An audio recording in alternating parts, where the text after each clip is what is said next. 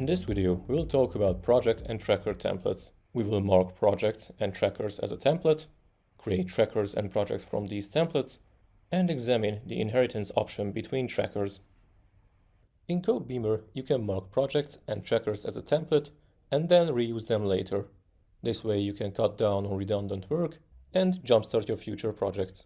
First, let's take a look at how a project can be marked as a template. For that, go to the Admin tab of the project and select Available as a template. After selecting, click on Save, and let's go back to our Projects tab. Here we will create a new project, and from the project template drop-down list, we can select the previously marked project to be used as a template. Let's click on Next.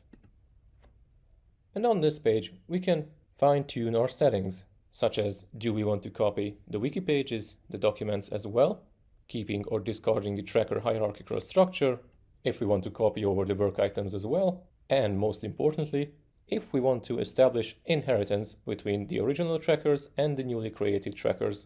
A short description about tracker inheritance can be found in the second paragraph, but more about tracker inheritance will be shown in the second half of this video.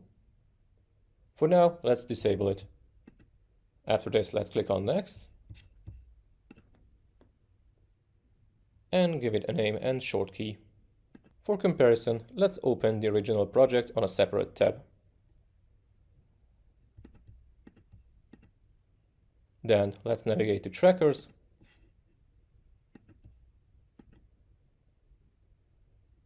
and we will find that the list of trackers between this original and the copy is a one-to-one match.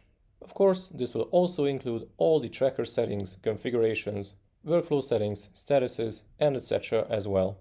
Next, let's take a look at the tracker template options.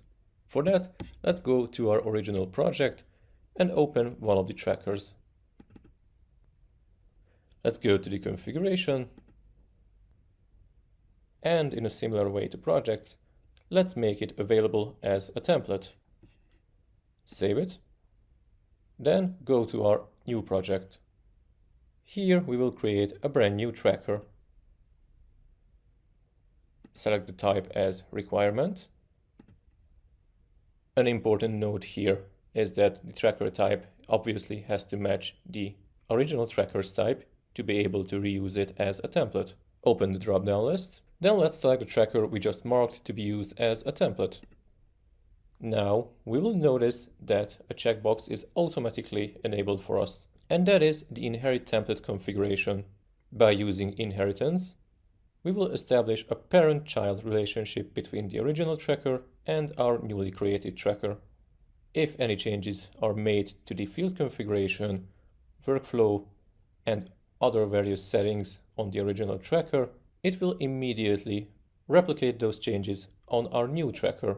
Let's keep this checkbox enabled and save our new template, after we gave it a name and a short name and a description. Now the new tracker has opened automatically its configuration menu, so let's go to the fields.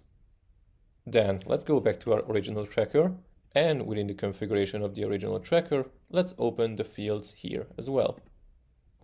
Now we will create a new field in the original tracker.